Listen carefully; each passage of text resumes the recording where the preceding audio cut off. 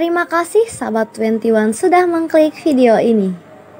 Kali ini 21 akan membahas soal kopi. Siapa sih yang gak tahu kopi? Pasti kalian tahu kan apa itu kopi? Tapi kalian tahu gak sih kopi itu bermanfaat untuk kesehatan? Nah, kita akan bahas mitos atau fakta kopi bermanfaat untuk kesehatan. Tapi sebelum ke pembahasannya, jangan lupa subscribe, like, comment, and share. Kafein adalah bahan psikoaktif paling populer di dunia, dan manusia telah meminum kopi selama berabad-abad. Berkaitan dengan manfaat kopi untuk kesehatan, banyak riset yang telah dilakukan selama beberapa dekade. Secara tradisional, kopi dianggap sebagai hal yang buruk.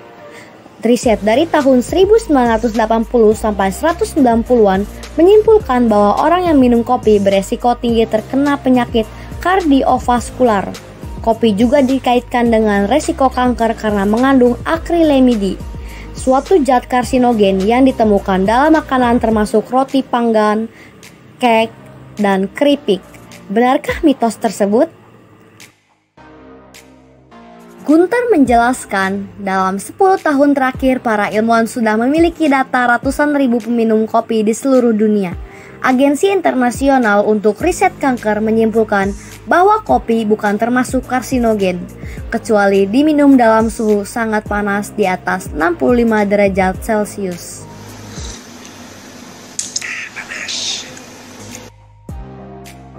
Alih-alih memicu kanker, studi lain justru menemukan bahwa kopi dapat melindungi diri dari kanker. Beberapa riset menunjukkan hubungan antara konsumsi kopi dengan tingkat keparahan dan kekambuhan yang lebih rendah dari kanker usus.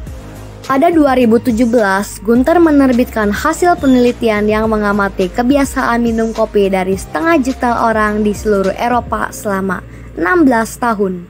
Hasilnya, orang yang minum lebih banyak kopi beresiko rendah meninggal karena sakit jantung, stroke, dan kanker. Riset tentang kopi di Amerika Serikat juga menemukan hal yang serupa.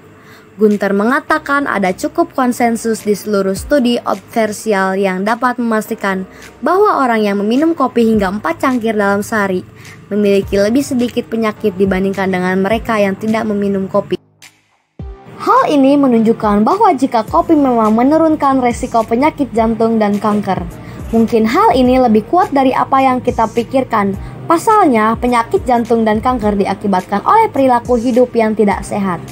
Gunter tidak menemukan perbedaan antara kesehatan orang yang minum kopi dekafein dengan kopi yang berkafein, yang membuatnya berkesimpulan bahwa manfaat kesehatan terkait kopi tergantung pada hal di luar kafein. Sebab dan akibat, semua riset itu berdasarkan pada data populasi yang tidak mengonfirmasi sebab dan akibat. Orang yang mengonsumsi kopi bisa jadi memiliki kesehatan dasar yang sedikit lebih baik daripada orang yang memilih untuk tidak minum kopi.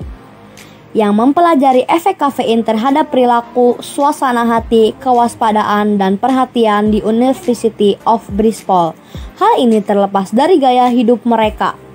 Seperti yang ditemukan di dalam penelitian Gunter, beberapa orang menyebutkan bahwa kemungkinan ada efek yang melindungi yang agak kontroversial karena berdasarkan pada bukti dalam masyarakat.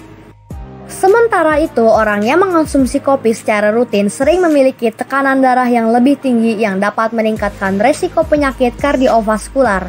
Tetapi, kata Rogers, tidak ada bukti bahwa tekanan darah yang lebih tinggi pada peminum kopi terkait dengan resiko penyakit kardiovaskular yang lebih tinggi. Uji klinis terhadap kopi yang dapat dengan lebih tepat menentukan manfaat dan resikonya lebih jarang daripada penelitian terhadap populasi. Tetapi satu kelompok peneliti baru-baru ini melakukan percobaan di mana mereka mengamati efek minum kopi dekafein terhadap gula darah.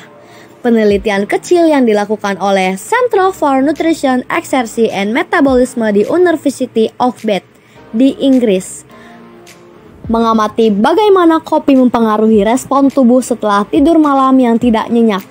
Mereka menemukan bahwa para peserta yang minum kopi diikuti dengan minuman manis yang menggantikan sarapan mengalami kenaikan kadar gula darah sebesar 50% dibandingkan dengan ketika mereka yang tidak mengonsumsi kopi sebelum sarapan.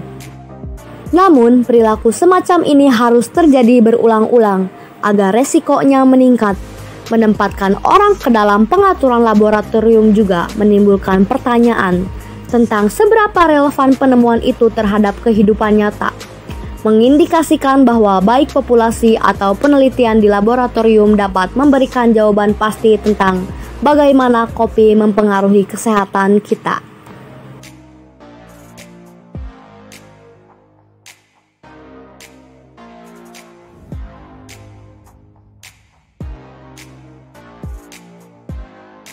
Nah, gimana guys menurut kalian?